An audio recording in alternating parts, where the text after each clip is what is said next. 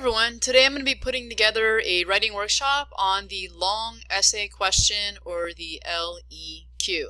So this is only worth 15% of the overall AP score.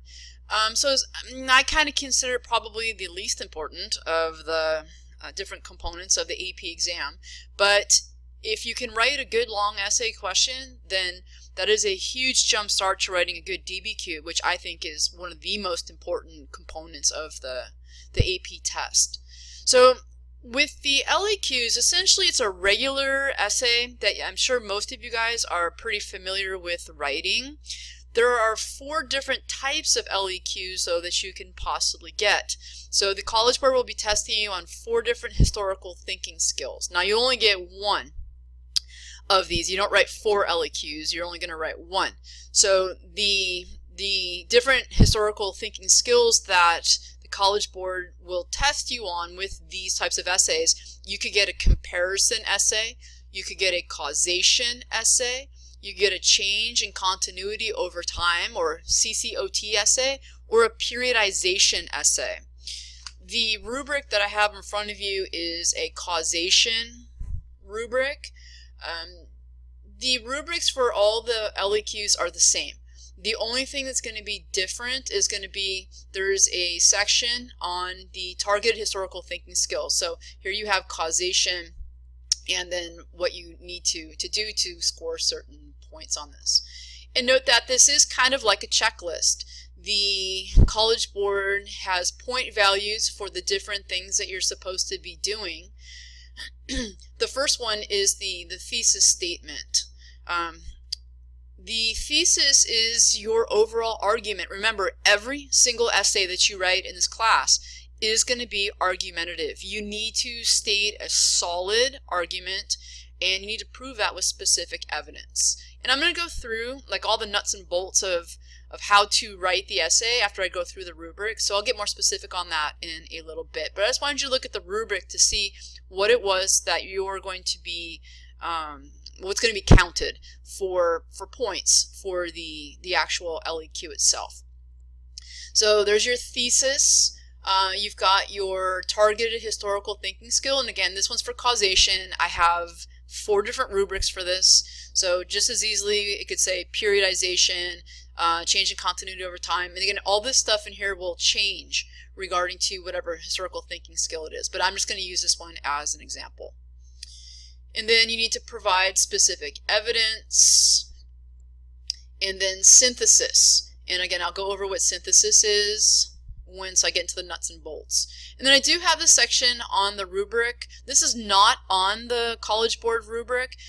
And notice I don't have any points attached to this. But writing and presentation, just it's a way for you to know how well you actually wrote the essay. If it was clear, you formatted it correctly, there's no grammatical errors. Basically, I want to see if your writing is concise, is it clear. If your writing impedes understanding, then that is going to count against you. I mean, you can, mess up some spelling and some words and stuff like that, but if it impedes understanding, you will definitely get marked off for that.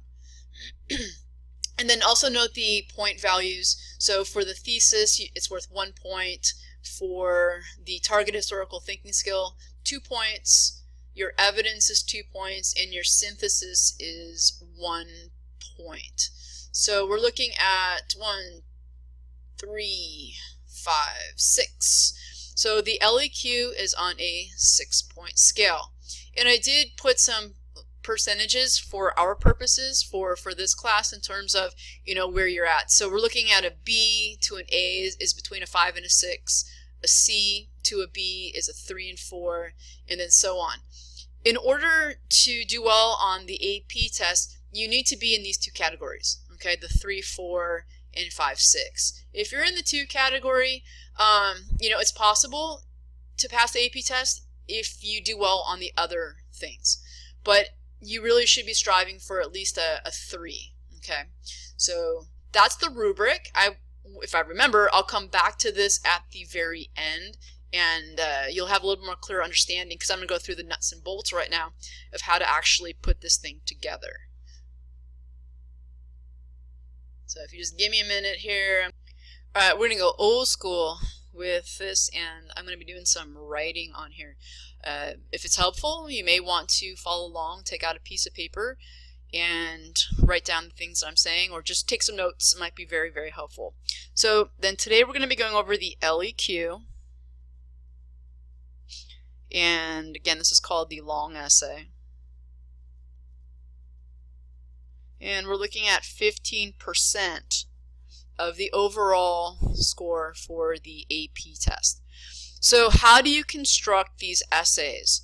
So every essay obviously is going to start out with an introduction. So let's look at what it is that you're going to be putting in your introductory paragraph. So the first thing, there's a couple things that I'm going to have you guys do. Every essay that you write in here, you're always going to start off with what is called contextualization. So you start off with this. Okay, so contextualization. So what is this? With contextualization, what you're doing is you're setting the background, setting the stage, if you want to look at it like that. So setting background, you want to tell the reader what in general is happening in relation to the topic, the prompt that's given.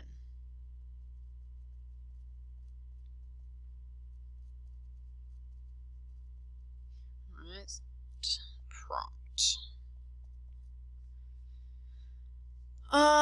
Very significantly, one of the things that we learned as a result of the reading from last year is that the readers are saying that with contextualization, you want to make sure that you keep it within the given time period of the prompt. Most of the time, they will give you a time period from like 1800 to 1820 something, or from 1929 to 1945.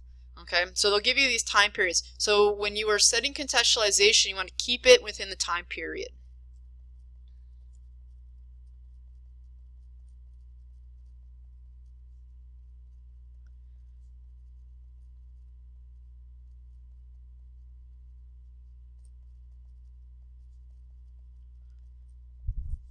Okay. How long should this be? You're looking at, it should be probably around 3 sentences or so on average.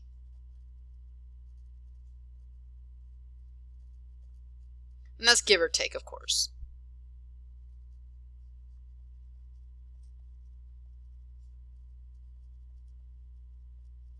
One of the things you don't want to do is you don't want to have an introductory paragraph that is like half a page or a whole page, and you know you're spending all your time talking about what's going on during the time period.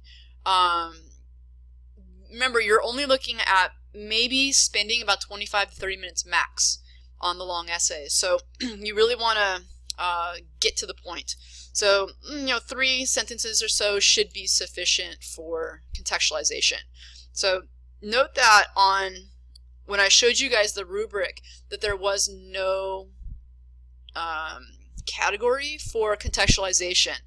For the LEQ, there's no points for it. However, for the DBQ, there is.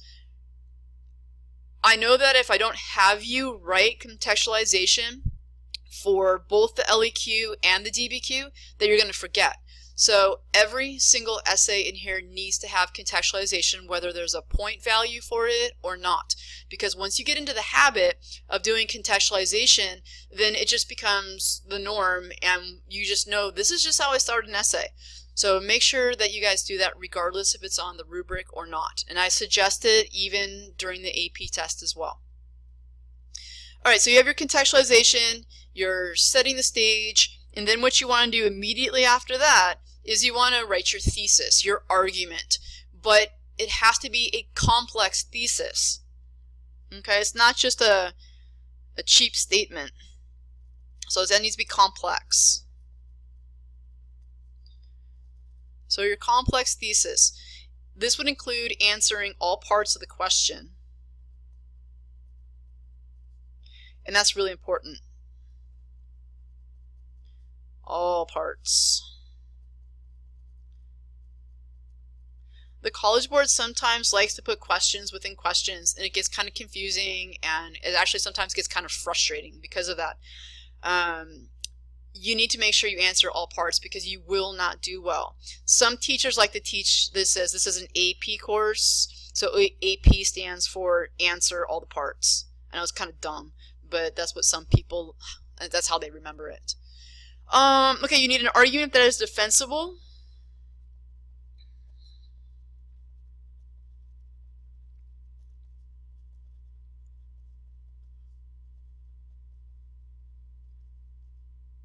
Okay, like for instance, you don't want to say that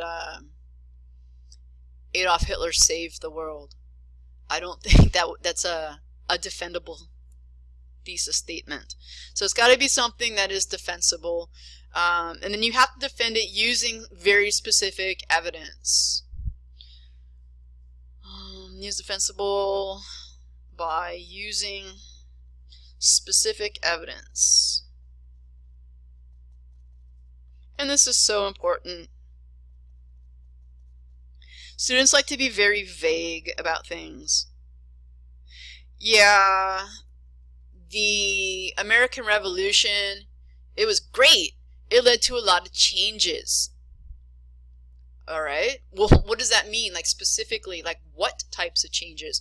So think about all these vocabulary terms that I'm putting on the board and having you guys go through some of those new historical IDs. That's specific evidence. So you want to pull those specific terms, anything that is going, and ideas as well, not just terms, but specific ideas, specific terms, things that are going to help prove whatever your argument is. And then you need to make sure also, this is important because a lot of you guys won't get the point for the thesis because you're just going to like restate the thesis. You can't do that. So do not simply restate the thesis.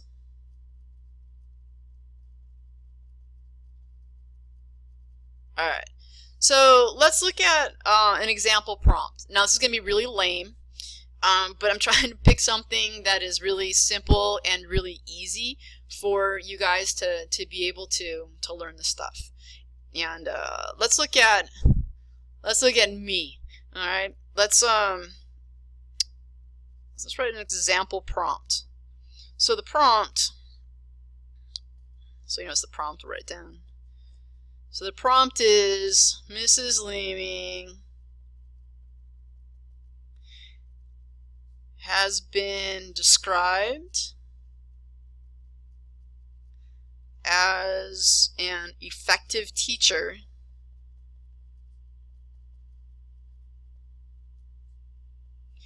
using evidence from 1998 to 2016. Evaluate the statement.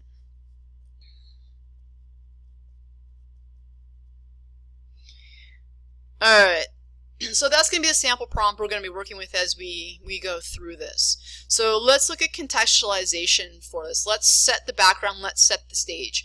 One way some teachers like to do this, and I know some of you guys are probably like Star Wars freaks, if you remember the very first Star Wars, and I don't know if they do this in the ones that came after, but the very first Star Wars, the first thing that you saw in the movie was this like scrolling text that went across the screen. And it set the background for what was going on. So you had some information going into the story that was necessary for you to understand from where they were starting from. Alright, so let's do some contextualization.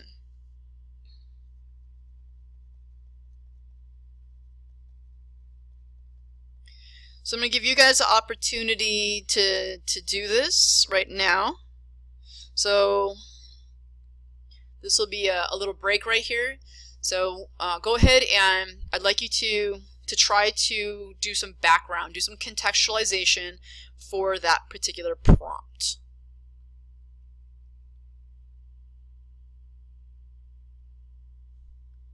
Okay, so let me write down some contextualization, and you can compare what you wrote down with what I'm going to write down. So I'm going to set the stage here, give you some background. So Mrs. Leeming is a secondary school teacher that has been teaching social studies for the past 18 years.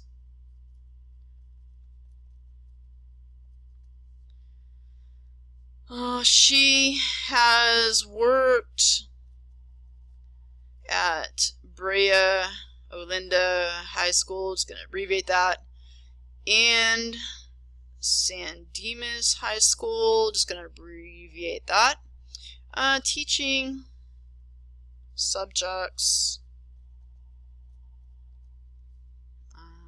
ranging from geography, world history. Sorry if my writing is getting messy. Oh, and let's put AP. And AP US history.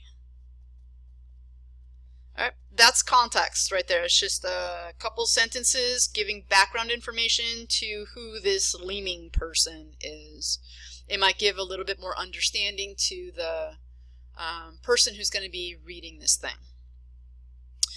Okay, thesis.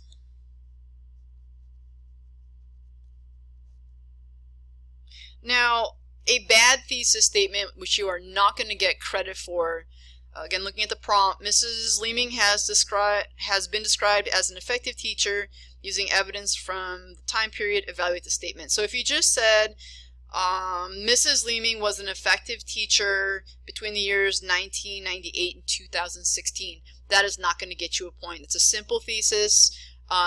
It's still an argument, but it's not a complex thesis. You don't have really any information in that whatsoever. So you have to take that a step further, okay? So if you want the point, you have to make it more of a complex thesis. So let's go ahead and try to write a thesis statement that is not simply just restating what is here in the prompt. All right, so go ahead and take a minute to write a thesis statement. Okay, so here's a thesis statement that I'm going to write down that is going to be on the complex side. Let's see, through her experience, and dedication to education, Mrs. Leeming Mrs. Leeming's teaching methods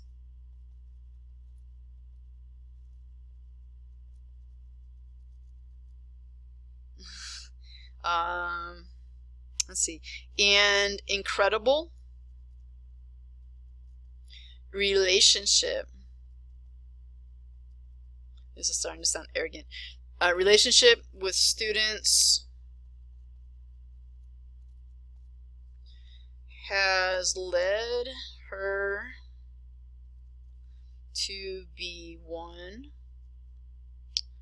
of the most effective teachers, we won't say in the world, in the region. Still arrogant. Okay, so this is more of a complex thesis. It's also addressing the historical thinking skill. I don't know if you picked it up, but when we go back to and look at the prompt up here, the prompt is basically, it's looking at causation. It's basically what has caused Leeming to be an effective teacher. So I do address that in my thesis, actually.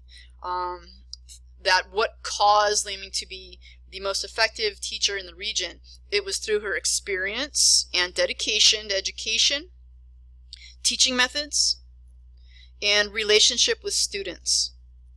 Okay, so I'm addressing the historical thinking skill of causation, and I am providing 3 examples of what it is, how it is that has caused Leeming to actually be effective.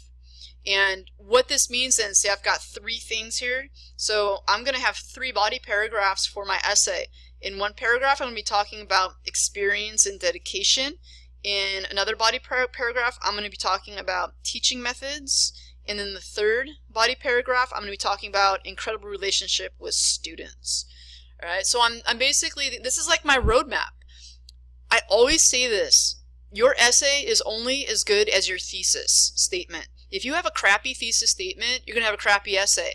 You need to have a clear and concise thesis statement. This is your roadmap.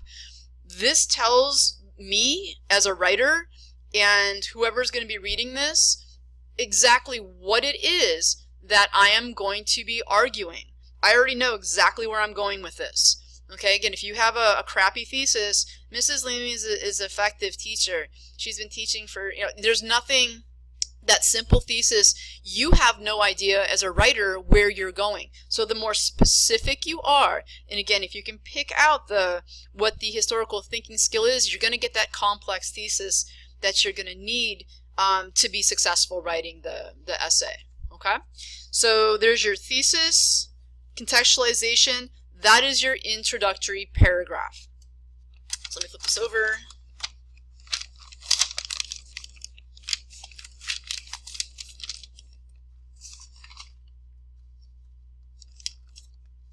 And then let's look at what goes in your body paragraphs. Okay. So body paragraphs.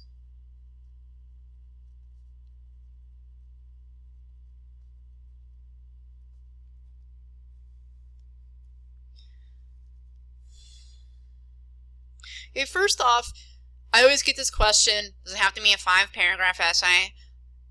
No, it does not. Your body paragraphs, how many you have, is going to be dependent upon what the prompt is asking and what your argument is. There may be some times where the prompt is only asking you to address 2 different things. So if you have that, then you're most likely only going to have a 4-paragraph essay, which is perfectly fine. What you don't want to have is a giant paragraph. If you just give me a giant paragraph for the entire essay, you're screwed. All right, you need to have some organization with this. You need to have your intro, your body paragraphs, and a conclusion. All right, what goes into your body paragraphs? Okay, the first thing that you need to do is you need to write a topic sentence.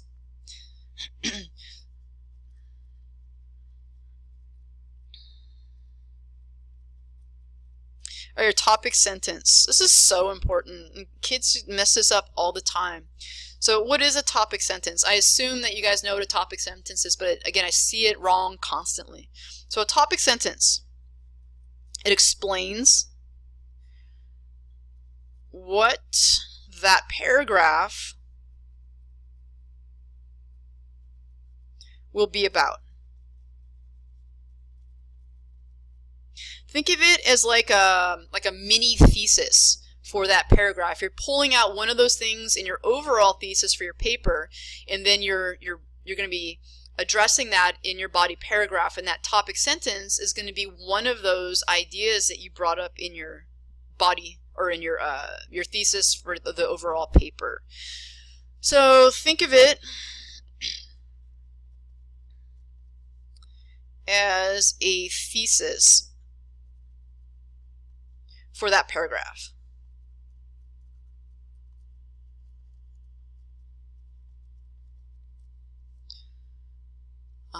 So let me give you an example of that from what we've been using from the prompt that we've been looking at about Leeming being an effective teacher.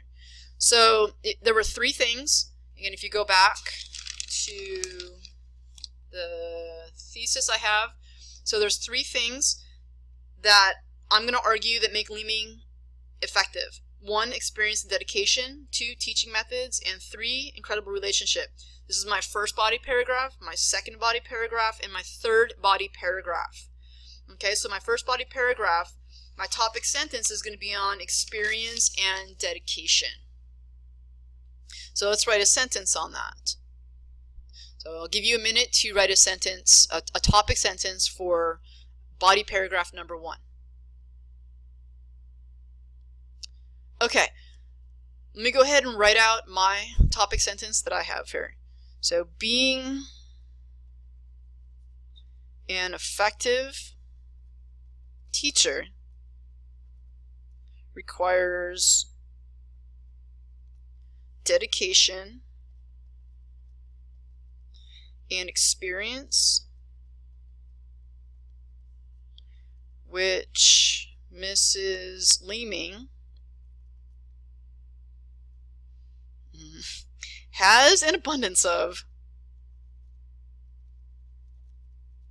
Yes, I am spending my Saturday afternoon doing this. Has an abundance of. Okay. So this is my topic sentence. This is telling the reader that the paragraph that I'm going to put underneath that is going to be about Mrs. Leeming being an effective teacher. It's going to be talking about dedication and experience. So then I need specific evidence to prove this. So that's the second thing that you're going to do after you have your good topic sentence. So let's look at what the second thing is, which is specific evidence.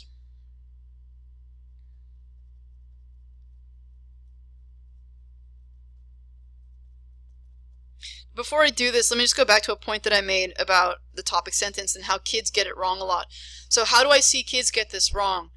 You'll write a topic sentence. You'll tell me in the topic sentence that you're going to be talking about dedication and experience, and then you start talking about all other kinds of things that have nothing to do with dedication and experience. You need to stick to whatever your topic sentence is. Do not deviate from that. So everything in this paragraph, all of the evidence that I'm going to present is going to be about the dedication and experience of Leeming. Okay? And in the analysis part of that, it's going to be how these things, why do these things lead to effectiveness? So let's go ahead and list some specific evidence that we could use to help prove that dedication and experience led to effectiveness. So I'm going to list some things here. 1, always prepared. Okay, first teacher on campus a lot. Okay, that's dedication. Provides weeks of after-school reviews for tests. I do 2 weeks for the midterm and 3 weeks for the actual AP test in May. That's dedication. I'm always thinking about I'm always like rethinking, like, how do I do this differently? So always like this. I've never done a video on this before. I should have a long time ago, but I think this is a good idea. Always rethinking how to teach better. And again, some of that is dedication, but I think also a lot of that comes with experience. You know, over time I learned different ways of doing things, and so I can incorporate that into my teaching.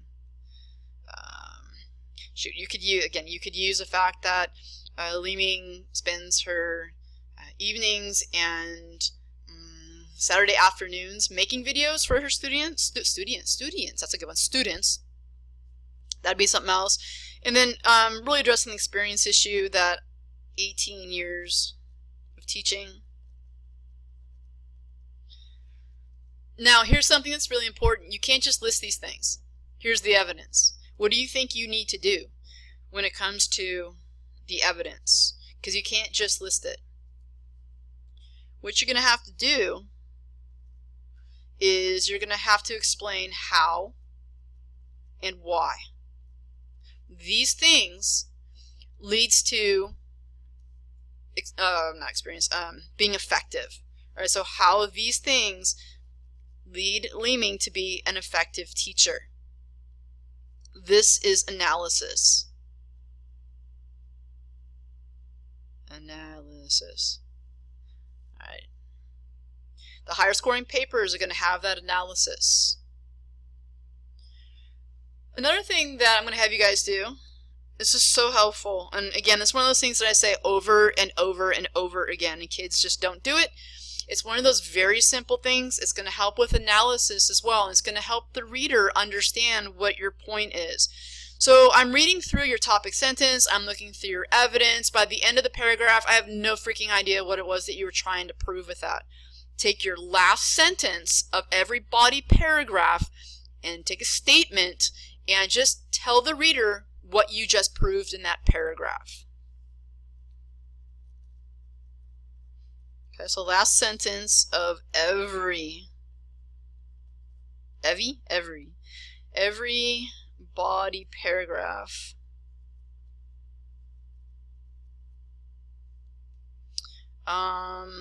paragraph should be a statement of what you proved in that paragraph. I'm just going to abbreviate that or use the symbol for that's a symbol for paragraph. All right, so last sentence of every body paragraph should be a statement of what you proved in that paragraph. Fact of the matter is, guys, for these essays, the readers are spending about 2 to 3 minutes on it. That's it, 2 to 3 minutes. If they can't get what you're saying, they're not going to go back 5 times and read it, because these readers are reading, some days they're reading 800 essays a day, like per person. So if they can't get what you're saying, that's the unfortunate thing. This last sentence is going to tie everything together for the reader. So I can't overemphasize, there we go, overemphasize that this is really important. And again, it helps with the analysis, it helps for clarity for the reader. I will spend much more time than 2 to 3 minutes on your essays. Just FYI on that. Now for this particular example that we have, let me give you an example of how I might end this body paragraph. Because of Mrs. Leeming's admirable amount of dedication and experience, she is very effective as a teacher. Alright, and you may even throw like an example in there, because of Mrs. Leeming's admirable amount of dedication and experience, such as always being prepared, she is a very effective teacher. So again, it just kind of brings everything back to what your main point is. It's kind of rephrasing your topic sentence. Okay? How many body paragraphs? I'm going to put this on here. I already talked about it, but I know that I'll still get this question like 2 months from now. How many body paragraphs? You tell me. What did I say? It depends. It depends on the prompt and your argument. Simple. Doesn't have to be a 5-paragraph essay. It can be 6 paragraphs. It's whatever is necessary. So this is what you do for every body paragraph. So if you have 2 body paragraphs, each one is going to be formatted this way. If you have 3 body paragraphs, each one is going to be formatted this way. All right? We have one more thing that we have to do for the essay, and that's your conclusion. A new piece of paper for that. All right, conclusion.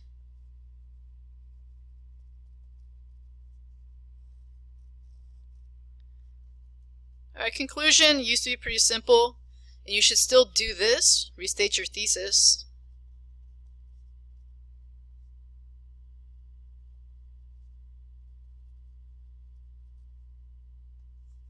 That was in your introduction.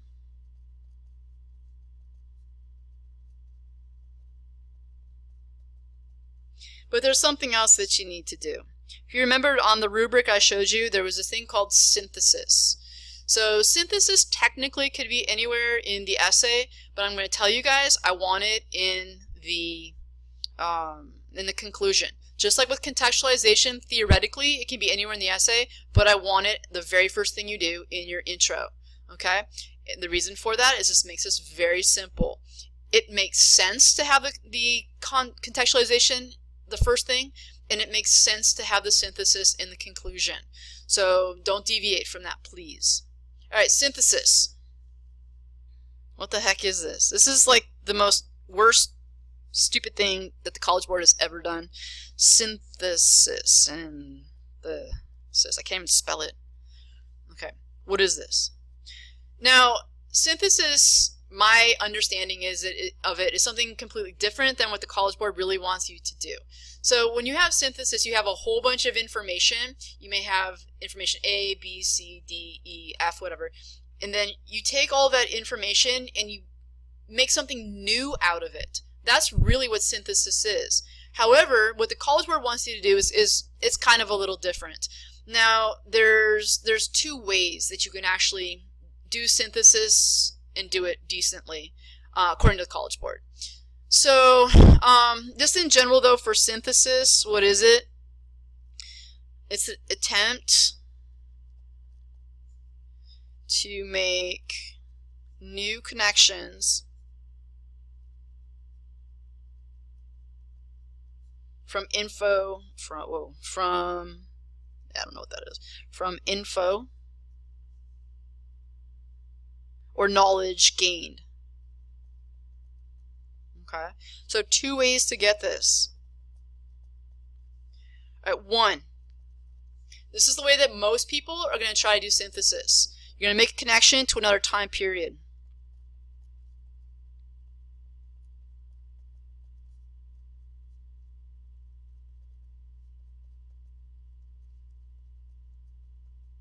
Making connection to another time period. This is going to be very difficult right now to do synthesis because you don't have a huge body of knowledge for U.S. history. And one of the things that you need to do is keep the synthesis within U.S. history unless there's a direct connection with world history. Try as best as you can to keep it within U.S. history. So make connection to another time period. So let me give you an example using the prompt about me being an effective teacher. So I'm going to make a connection to another time period and another person from a different time period. So example, another highly effective teacher was Jaime, you may know this guy, Escalante.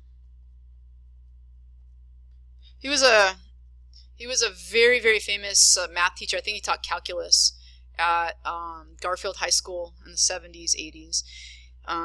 There was a movie made about him called Stand and Deliver. Another highly effective teacher was Jaime Escalante, who taught from 1974 to 1991 at Garfield High School. Both Escalante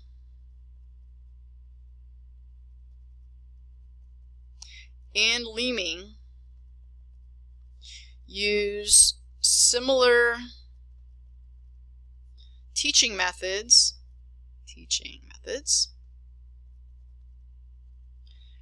that highly engage. I know I'm not always highly engage their students, leading to success, since both teachers had a majority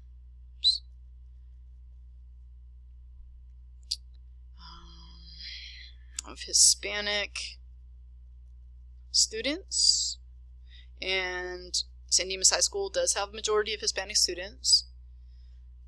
This has enabled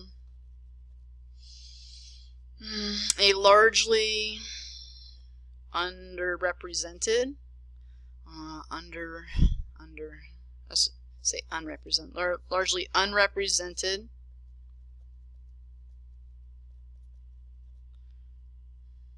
group in society.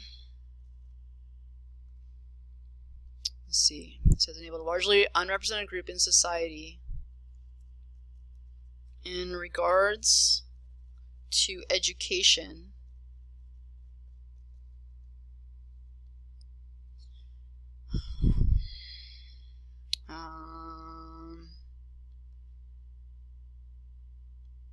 let's see, read this again. This has enabled a largely unrepresented group in society in regards to education better prospects for their future. Okay, so I am making connections with our time period, which is 1974 to 1991, to a different person, Jaime Escalante, and I am explaining. Okay, I'm not just saying that Leeming is like Jaime Escalante. Leeming is similar to Jaime Escalante. They're both teachers who are effective. You have to explain what the connection is. So the explanation, both Escalante and Leeming use similar teaching methods that highly engage their students, leading to success. And then this is kind of like the attempting to make a new connection. Since both teachers had a majority of Hispanic students, this has enabled a largely unrepresented group in society in regards to education have better prospects for their future. So I'm taking information that I learned and I'm making something new out of it. I'm bringing up a new idea, a new theme, which is this. Okay, and that's actually the second way that you can actually get the synthesis point, is by relating to another theme not addressed in the prompt.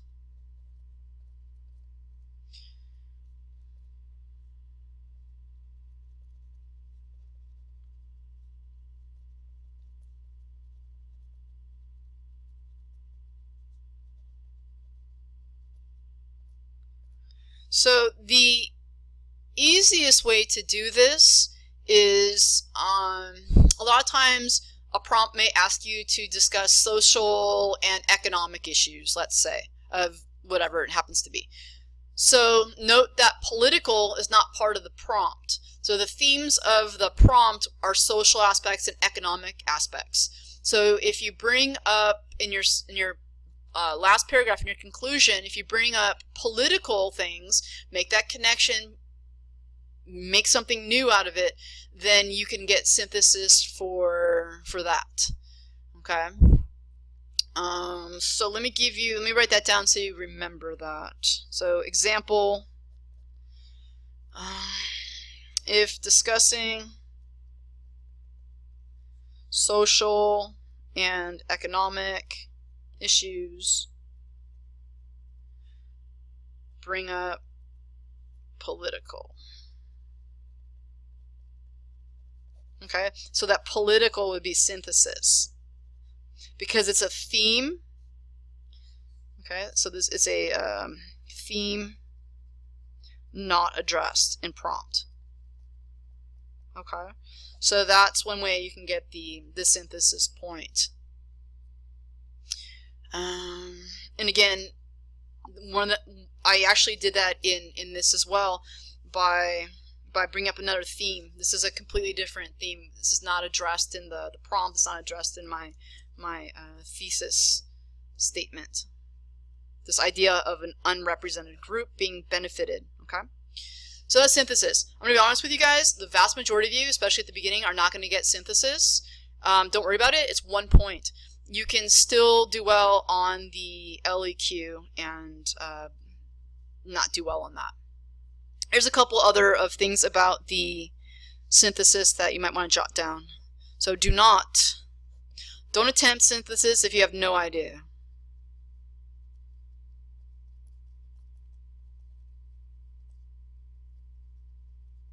Okay, don't just like try to, just don't try to stretch for it. If you put something in there that just doesn't make sense, you know, you're talking about, you're talking about the American colonies, and all of a sudden for synthesis you're trying to talk about the caste system in India and make some bizarre connection. This just isn't going to fly, okay? So it's better, I think, to not do it than to actually try it sometimes, because sometimes it's just, you're ending the essay on a bad point. And you want the reader to end the essay thinking, that was freaking awesome, okay? All the teachers know synthesis sucks, and they know it's very hard to get. So don't worry about it if you don't have the synthesis. You can lose the point, but if you write a good essay, it's not going to be that bad. Don't just make simple comparisons.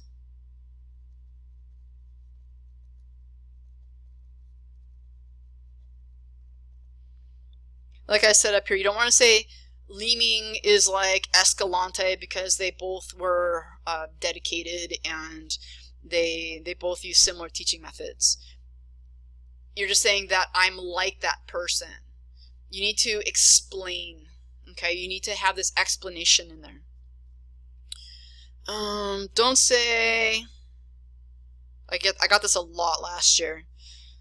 Say, makes us what we are today.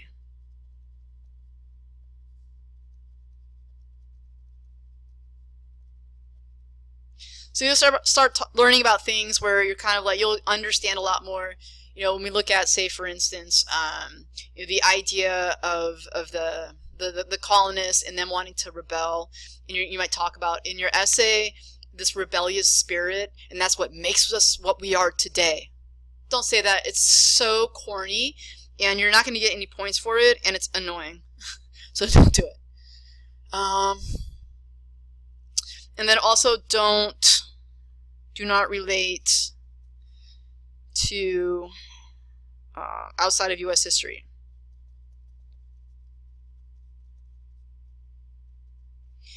All right. Like I said, with the example of, you know, you're talking about the American colonies, and maybe you're talking about the social system in the United States, and you're trying to compare it to the caste system in India.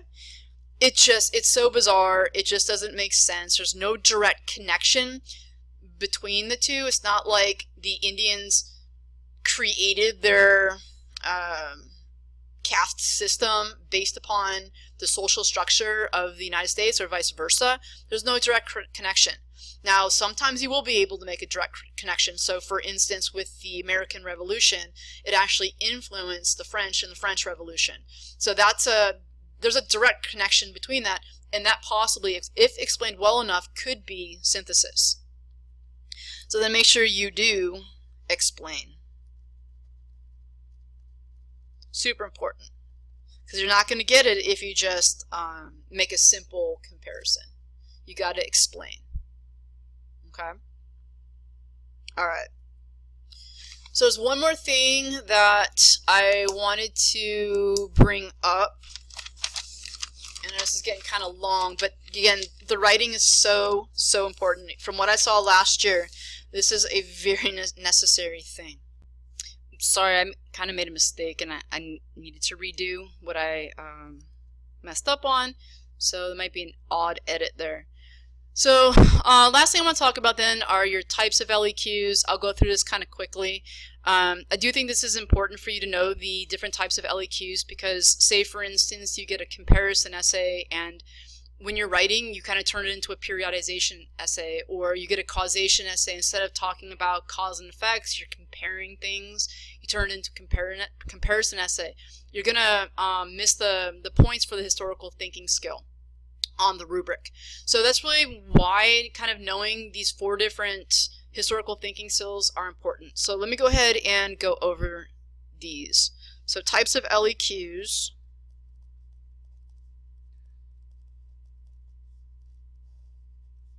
All right, and these are called the historical thinking skills, HTS for short. So the first one is causation. Now let's do comparison first. Comparison. Okay, so with comparison then, what we're doing is we're comparing and contrasting.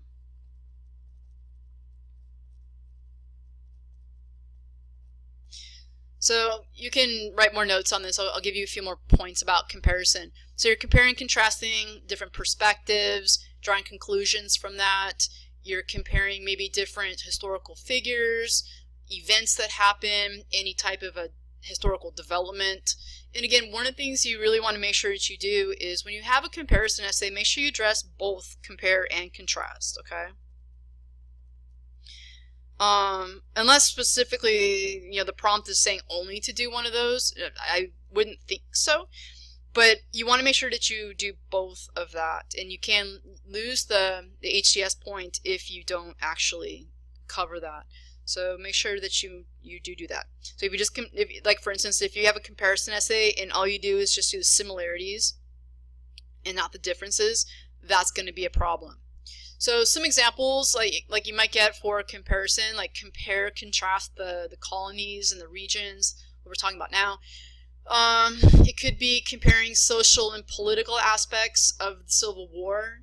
So things like that. So just make sure if you get a comparison essay where it's asking you to do that, that you both compare and contrast. The second type of LEQ that you're going to see is causation. So causation, in a nutshell, we're looking at cause and effect. And again, you want to make sure that you do both, just like with the comparison, or else you won't get the point. Again, if you want to take some more notes, we're looking at short-term causes, or I should say, yeah, short-term causes, long-term causes of events, and then also short, long-term effects of different historical processes and events and things like that. What else? Maybe evaluating the significance, why it's important, like looking at different causes and effects and why some of those causes are important as to why something happened. So maybe like a specific topic might be short and long-term causes and effects of the Great Depression. The third type of LEQ that you might get is change in continuity over time.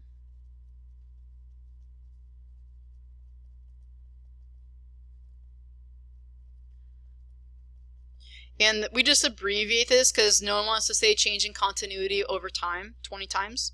So we just call these CCOT.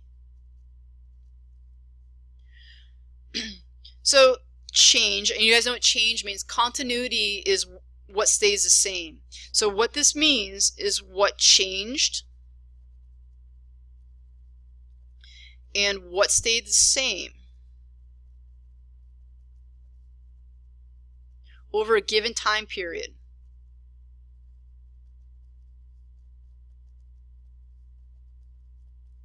It always should give you a specific time period.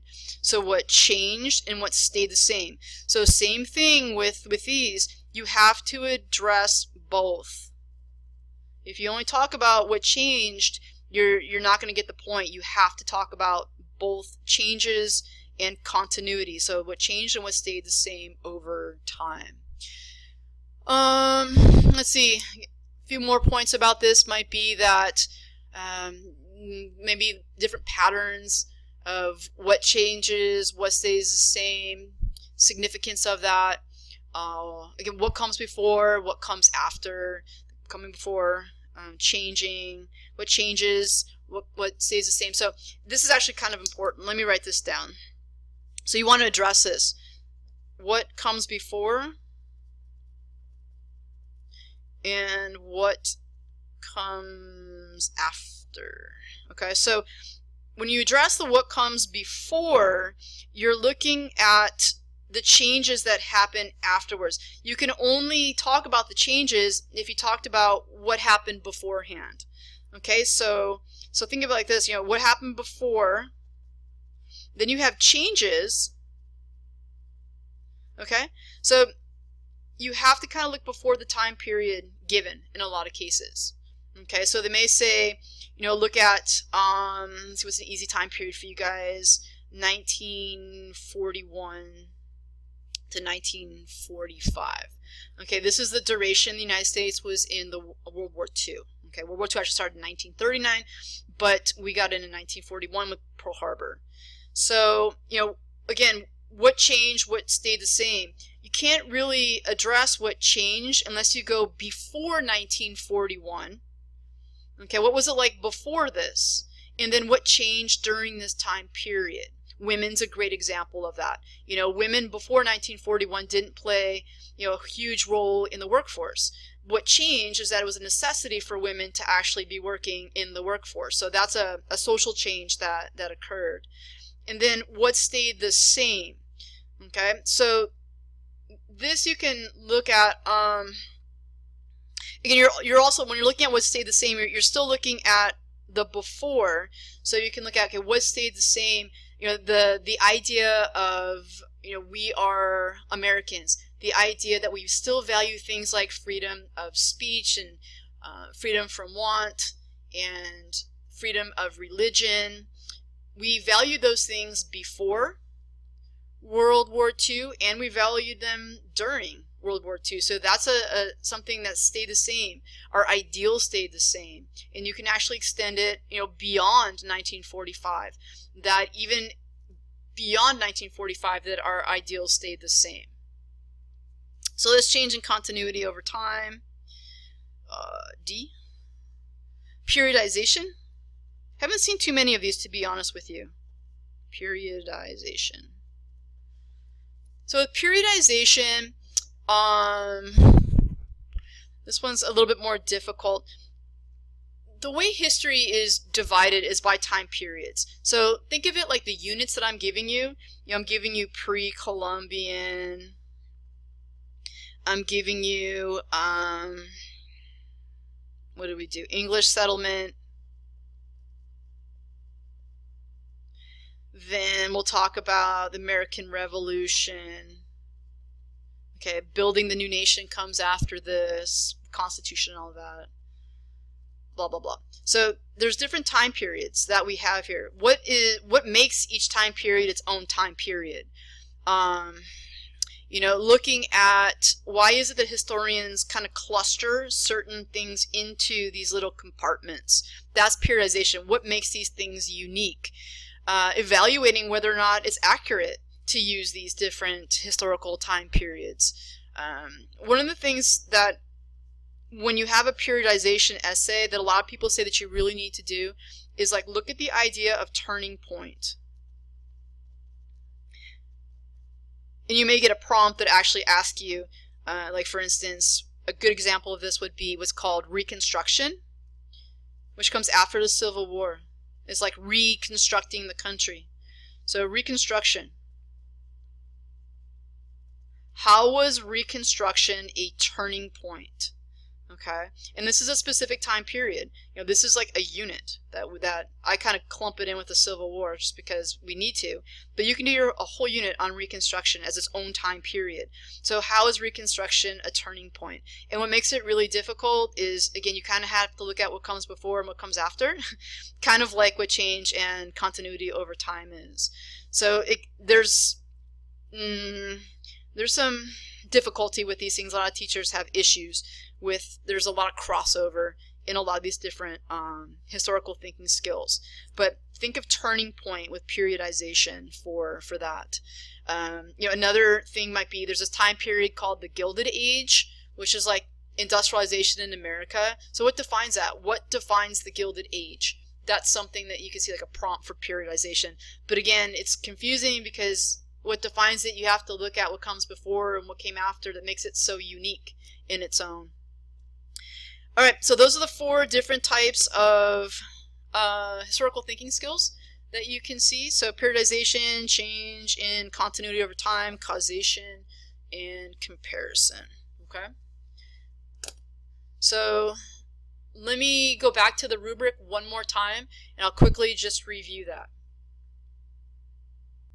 All right, back to the rubric. I did change the rubric just so you can see a different one. So this is the CCOT rubric. You'll see it looks the exact same as the other one. The only thing different is the targeted historical thinking skill, which again for this one is CCOT. So again, your thesis, 1 point value. I know all you guys want to be in the 5 and 6 category. It's got to be a complex thesis, clear, well written. Has to be something that you can defend. Response to all parts of the question. Remember AP, all parts. The second one, again, this will change for, again, whatever historical thinking skill it is. So for change in continuity over time, again, you need to understand that you have to do both. You have to address both change and continuity. You want to take a look at the other rubrics so you can see what it is that you need to do for those. That's 2 points for that. So that one's really important. They're really testing you on whether or not you can understand and do what that is. And then also, again, all of these are argumentative essays. Everything you write in here, except for the short answer questions. So the LEQs, the DBQ, they're all argumentative, and you have to provide evidence for that, specific evidence. Remember I told you that in the body paragraphs, that's where you're going to find that. So you're adequately addressing the topic of the question with multiple specific and multiple, okay? That means many. Specific and appropriate examples, so it has to be historically accurate, which fully and effectively substantiate, that means backs up, the stated thesis or relevant argument. So that's 2 points. So most important thing when you're looking at the rubric are the historical thinking skill and your specific evidence in your body paragraphs. And then the synthesis. So the synthesis, again, if you don't get it, don't fret, because if you do good on these things, do well on these things, then this is not really going to make a huge difference. But again, looking at the upper category here, you are adequately and logically extending the argument by explaining the connections between the argument and one of the following. So development in a different time period. So we looked at that. That was me talking about how what I did was similar to Jaime Escalante. And I explained why that was. And then also a theme or approach to history that is not the focus. So if you get an essay that's addressing social and political, if you talk about economic, you for your synthesis, then you can earn the point that way. That's it in terms of the LEQ. And again, if you can do the LEQ, the DBQ is going to be really easy. You're just going to be plugging documents in as your evidence. And you got to do certain things with those, but again, I'll cover that on another day. Alrighty. So if you have any questions, what I'd like you guys to do is to write any questions in the comment section on Google Classroom for this particular video, and then I can address that there. So thank you for spending some time learning how to write the LEQ. I cannot express enough my appreciation for that. And I am giving you extra credit for this to show you my love. Yes. And this, again, is an area that I saw was very weak when we first started last year. So, yeah. Anytime you need any help, let me know. Hope you guys have a fantastic day. Adios.